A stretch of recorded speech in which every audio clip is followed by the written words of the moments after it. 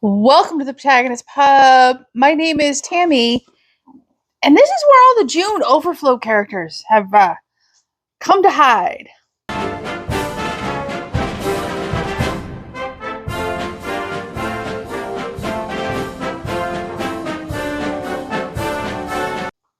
So these are all new releases that didn't make it into my June new release book. They caught my attention, but they weren't as interesting as the ones in the new release video. So I will link the new release video down below, and let's talk about all the Overflow books. First up would be Dirt Road Dead by T.G. Reid. It is the 9th book in the DCI Bone Scottish crime thriller series. I have not read anything in this series. I've never even heard of it, but it sounds interesting. There is no joyride. When two teenage joyriders are found brutally murdered at Kilwinnock's Hangman's Gorge, a remote spot deep in the heart of Campsie Fells, DCI Duncan Bone and his team are called in to investigate what appears to be a random act of violence. But when a third young motorcyclist turns up dead in similar circumstances, Bone and his team realize they're hunting a serial killer with a deadly obsession. Their investigation soon uncovers a web of suspects within the close-knit community, but while panic grips Kilwinnock and Bone struggles to find the connection between the victims, dark secrets emerge about the town's past. Secrets that someone would kill to keep buried. As the pressure mounts and the body count rises, Bone faces one of the most heart-wrenching and difficult cases of his career.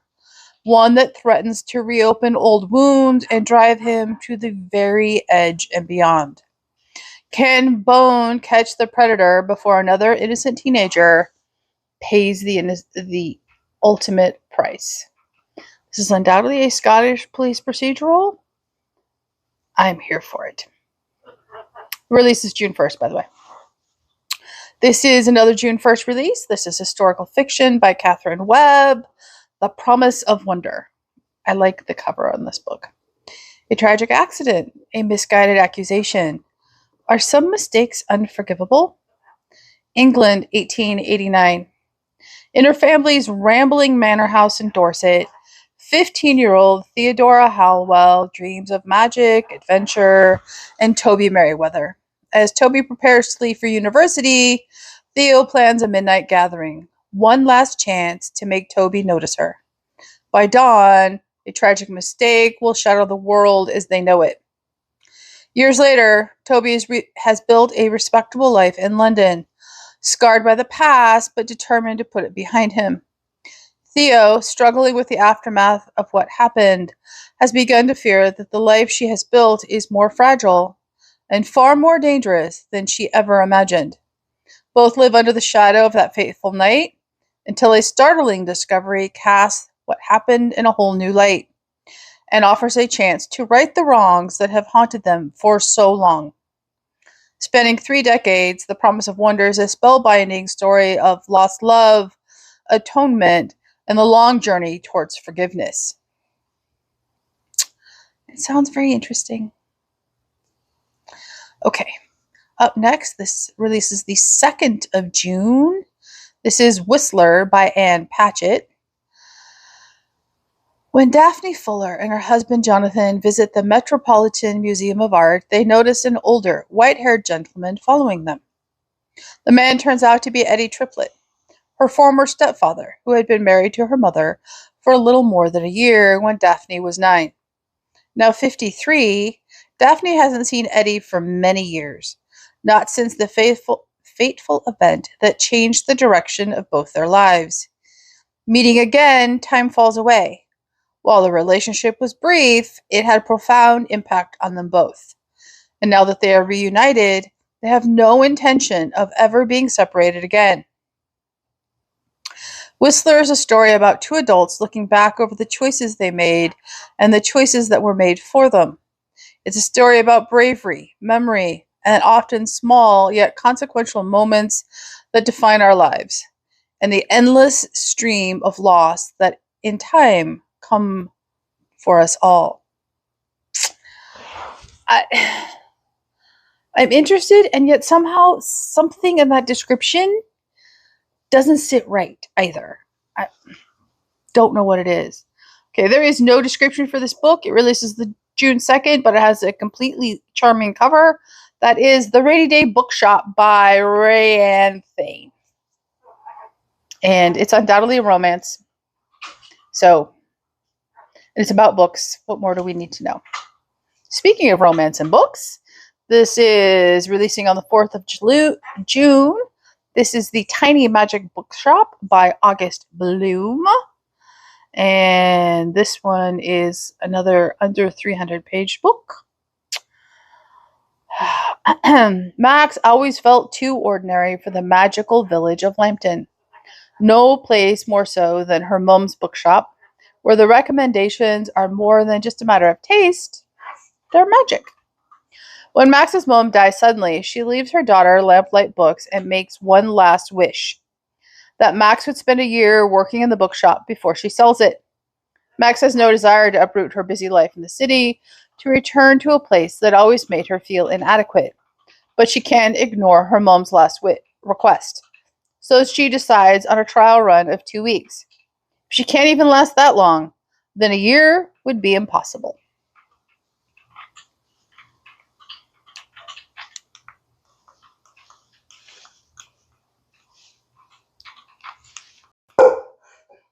No. Okay. Up next is Beach Thriller by Jamie Day. This releases on the 9th of June. And I have tried one book by Jamie Day. The writing was good, but nonsense crept in. So I'm willing to try another one if it shows up in my library or I win it on Goodreads. Other than that, if there's nonsense in book 2, I'm done with her. So here's the description. It has been nearly 20 years since Holly last visited the charming town of Beauport, Massachusetts, and it remains as enchanting as she remembers. The boardwalk is still lively with tourists, browsing shops and exploring art galleries. Crescent Beach looks unchanged, with light reflecting off the cold Atlantic waves. However, Holly's painful memories still linger. She feels intense pangs of guilt, just as strong now as they were then, when her sister tragically died right here in Beauport, and Holly did nothing to stop it. As a struggling writer, declining sales have forced Holly out of her cherished New York apartment. Now she must live in the last place she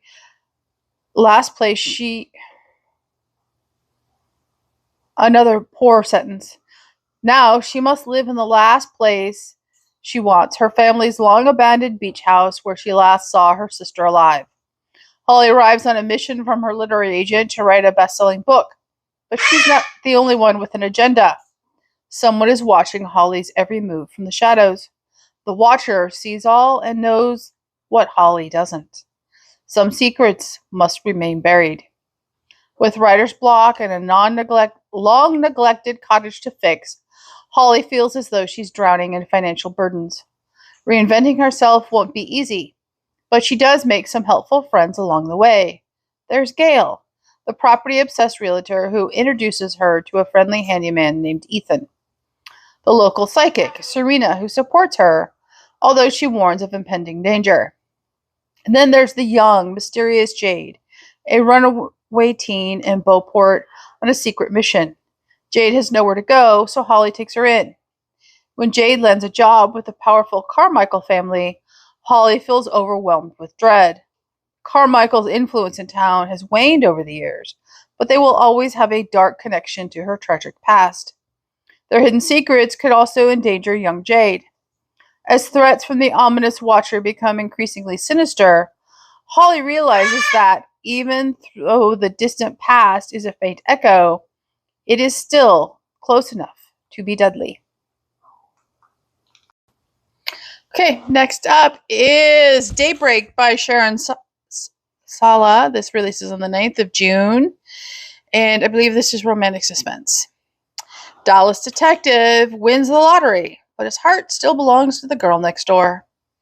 Dallas homicide detective Gunnar Kingston enjoys his job and thinks he's all set until a gifted lottery ticket turns out to be a winner. Determined to keep his winnings under wraps, he plans to escape the spotlight. But when a dangerous case pushes him to the edge, it's childhood friend Holly Dillon who becomes his anchor and his greatest temptation. Returning to the small town where they first fell in love, Gunnar finds more than safety. He finds a future worth risking everything for.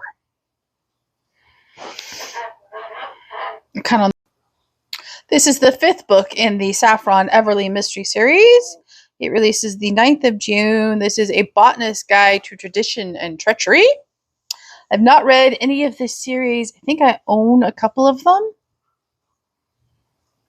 So, Saffron Everly is newly engaged and full of optimism as she sets off on the adventure of a lifetime for any scientist, a research expedition. She sails to newly formed Turkey with her fiancé, Alexander Ashton, and a bevy of fellow researchers under the watchful and reformed eye of Dr. Henry. With only 2 other women on board, Saffron soon finds she is right back in the same infuriatingly misogynistic environment that marked the earliest days of her career. Only this time, Saffron is determined to show everyone, including Alexander, that she can handle the trials of an expedition. And trials she has in spades. Before the expedition team has even arrived, Saffron has managed to find an enemy in historian Joseph Clark, who frequently torments the assistant that Saffron has taken under her wing, Martin Neal. But when Martin unexpectedly dies, Saffron is targeted as the main suspect. Falling ruins, venomous snakes, and mysteriously blocked passages are the least of Saffron's worries. With unexpected help from a familiar face, Alexander and Saffron have to work fast to prove not only that Saffron is innocent, but that they both have nothing to do with the larger conspiracy at play among the expedition crew. It sounds interesting. I'm interested. So, next up, releasing the 14th of June. The cover is adorable. I just think it's going to read too young for me. This is Happiness Under a Summer Sky by Lisa Hopman. And when your world is turned upside down, home is where the heart is.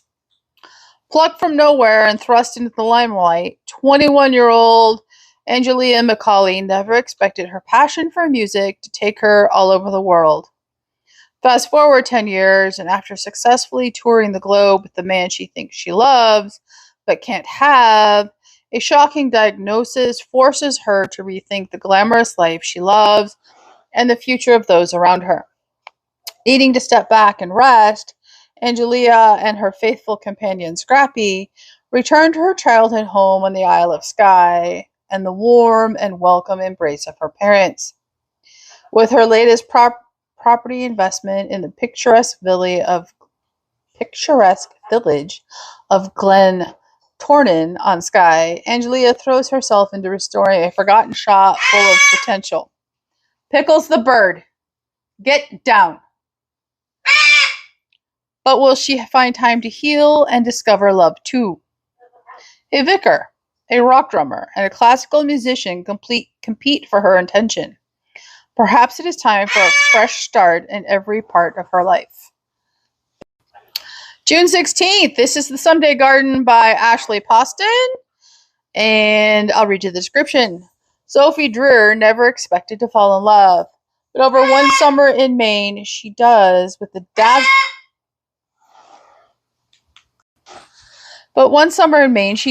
dazzling flowers and the towering hedge mage of Lilymore House.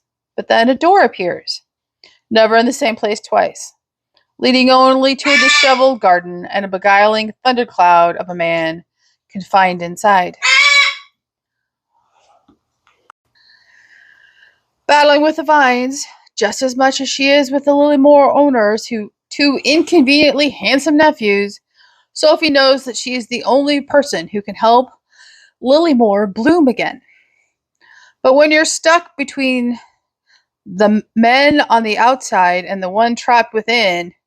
Can the seeds of romance bloom into something more? Again, it sounds interesting, but too many tropes.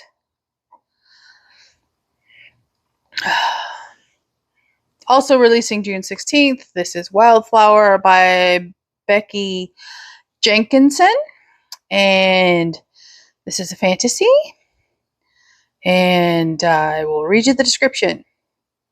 Cursed from birth to always tell the truth, magical florist Felicity Fliss Farrow chooses her words carefully to avoid trouble.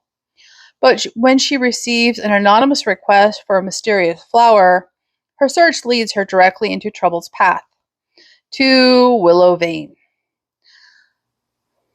Fliss knows the outcast, yet teasingly handsome sorcerer is rumored to have used dark magic to corrupt the northern forest 5 years ago.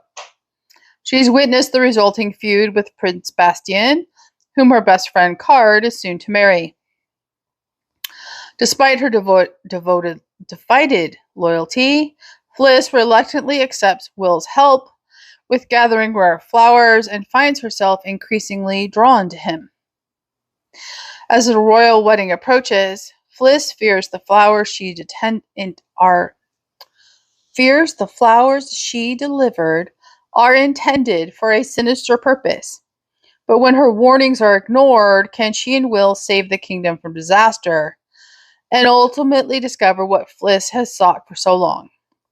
The truth.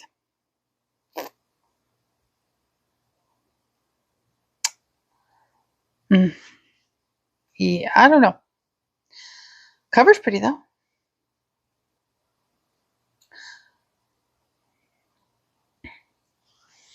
Releasing June 16th, this is Good at Being Alive by Elizabeth O'Rourke. And I'll read you the description. Rebecca Bex Daniels has just lost everything. Her father, stepmother, and beloved sister all died in a freak train accident, leaving her completely alone in the world and responsible for her family's travel agency. Only a few months after the tragedy, her father's UK partner, the straight-laced Theo Porter, reveals that the business is about to go under. Their only hope? A reality TV deal her father brokered before his death, with a slight rebrand. Now Bex and Theo are to pose as newlyweds, exploring the world on an extended honeymoon. Bex and Theo couldn't be more different, but though they initially clash, once filming gets underway, Bex discovers he's also amusing, protective, and kind. The sort of man she'd want to be married to in real life. If she thought for a second she deserved him. As for Theo, he can't help but be swept up into the brilliant whirlwind that is Bex. But ever since his brother died, a real relationship is the last thing he wants. As Bex and Leo flit across Europe, from Capri to Paris, exploring sun-drenched villas and remote fjords, they can't help but notice their walls coming down, and their arguments begin to feel a lot more like foreplay than fighting. But they each carry around more than enough emotional baggage, and they'll have to contend with public scandals, crushing grief, and their burgeoning fame before they can decide if they are ready to ride off into the sunset once the cameras stop rolling. It is a very contemporarily set novel. Okay, also releasing the 16th of June, this is the reimagining of Thornwood House by J. Lee Johnson. It is a fantasy. Evelyn Sharp is accustomed to dealing with natural disasters as a land witch, but she longs for a life with a little less danger for her and her adopted daughter Ruby. So when the opportunity to take over as caretaker of Thornwood House, a sentient home that acts as the magical heart of the village of Iskandria, arises, it seems almost fated. When they arrive in sunny Iskandria, Evie and Ruby find the house is nothing like what they thought. First of all, it has walked away from the address. Thornwood House is grumpy, guarded, and extremely hesitant to allow the two witches through its doors. Armed with gentle hearts and wild magic, Evie and Ruby begin to form tentative bonds with the house and the citizens of the small town. But there's something deeply damaged about the building seeping into the forests surrounding Iskandria, and Evie will have to use all her power to protect the roots she started to grow. Okay, that sounds much more up my alley. Okay, June 18th. This is The Glass Key by Amanda Geard. I know I butchered that. Her books keep appearing on my timeline, and I'm always interested by the covers. This one has me at the description, and it's over 400 pages. So, in Ireland, Maggie has grown up hearing her mother tell her the bedtime story of the glass key. It's a Nordic fairy tale passed down by Maggie's grandmother, Anna Swan, who mysteriously left her home one stormy night years ago, never to return. Now Maggie's grandfather has died, and going through his things, Maggie is shocked to discover a faded wartime letter asking him to take in a baby. In that moment, she realizes that Anna Swan was a woman of many secrets.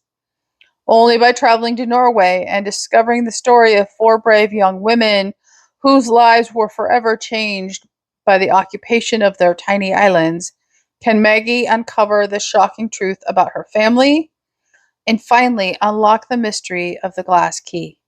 Okay, that sounds like a very Tammy book. Okay, up next, also on the 18th of June, is The Murder at Canterbury Cathedral by Jim Eldridge. This is the second book in the Cathedral Mystery series, which I have not read the first. So, Kent, May 1941. The towns and countryside south of London continued to take a battering from German bombers. Canterbury, with the focal point of its distinctive cathedral, is among the hardest hit. The landmark and holy site is the scene of further tragedy when Canon Walter de Cour is found savagely bludgeoned to death on the exact spot where Thomas Becket also met his end centuries before. Detective Chief Inspector Cogberg and Sergeant Lamson are called in from Scotland Yard and must sift through the dead man's responsibilities for the cathedral's finances as well as his private life. But their quest to find the killer is hampered when the deadly force of the Blitz strikes very close to home.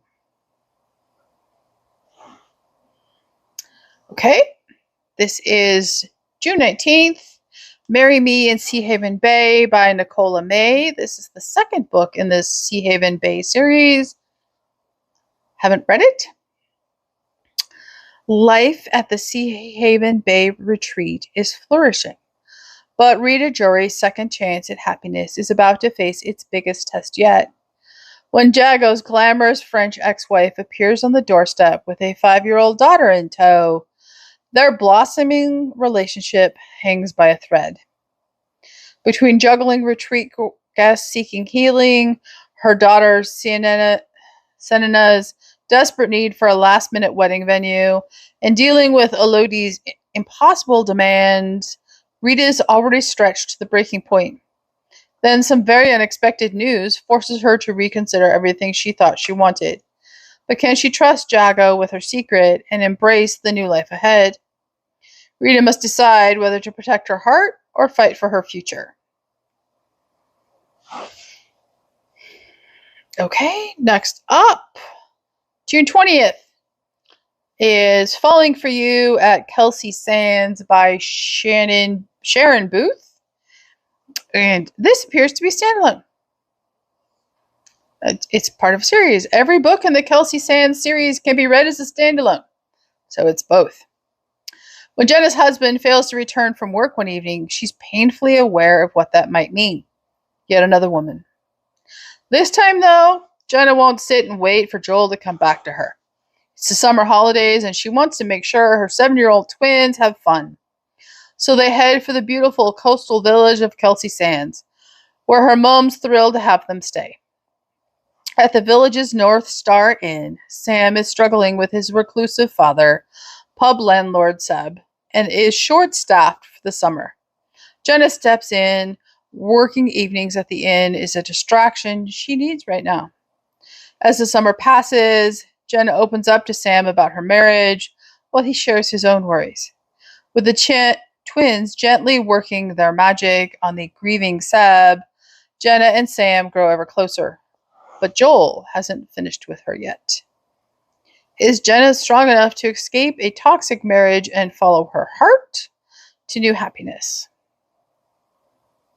A romantic, warm, and sensitive novel set on the East Yorkshire coast. Under 300 pages.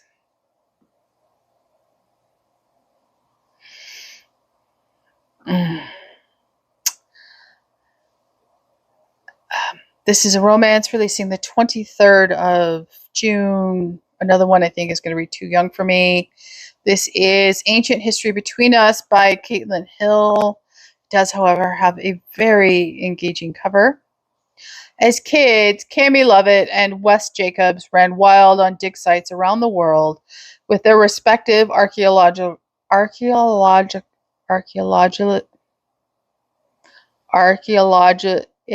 parents. Why can't I say that word? But they haven't spoken since 3 summers ago, when their first kiss was swiftly followed by a heartbreaking goodbye. This summer, though, an anniversary celebration of their parents' most famous discovery will bring them back together under the same Italian villa's roof. Secretly, Cami plans to make some discoveries of her own. She has her mom's journal from the year she was born, and she's determined to use it to find the father she's never met. Though Wes doesn't know where he stands with Cami, he insists on joining the search. He's never been able to let her take on risky scheme alone, especially not one that takes them across the southern Italian coast. From the stunning cliffs of Capri to the Naples Pizza Kitchen, and even to the ruins of Pompeii. As the pair digs deeper into Cami's mom's past, their own can't help but resurface. Feelings are rekindled, truths are unearthed, and maybe, just maybe, they'll discover that their own history isn't as ancient as it seems.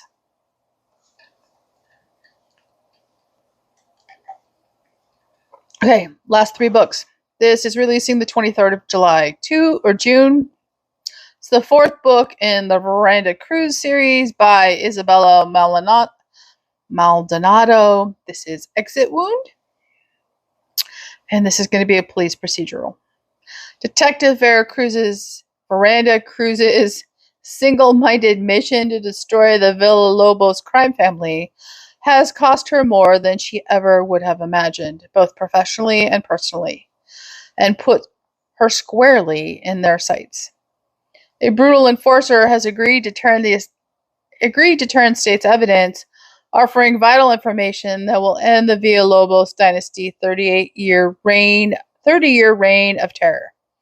But when an extradition operation crashes and burns, a new series of murder terrorizes the city.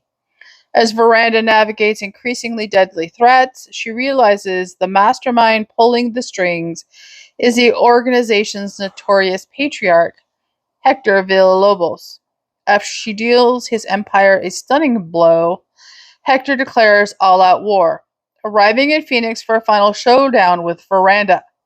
She has no choice but to confront him and the twisted ties that bind them. It's a battle that only one of them can survive.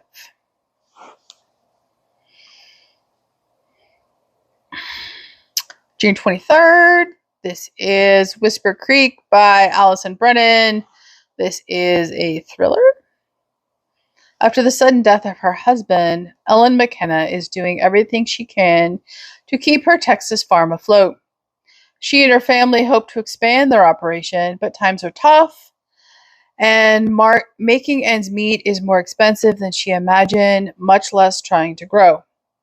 Many of their neighbors in Cook County have thrown in the towel and agreed to sell their farms to a local businessman. Despite similar pressure, Ellen refuses to let her dreams die.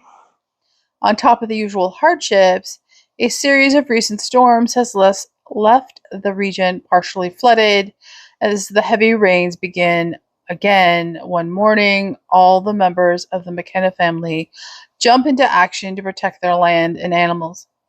Ellen's oldest son discovers an injured dog, and the dog leads him to a man barely clinging to life, the apparent victim of a brutal home invasion. Then Ellen's younger kids go to check on a nearby neighbor and walk into a threat none of them saw coming. Before anyone can figure out what's really going on in their idyllic rural valley, the storm picks up again in intensity, and the McKenna kids find themselves in over their heads with no way to call for help. To protect her farm and her family, Ellen must face down all the forces trying to tear them apart. Yeah, that has my full attention. Okay, last up. This is releasing the 30th of June. This is The King's Collar by Jeff Tanner.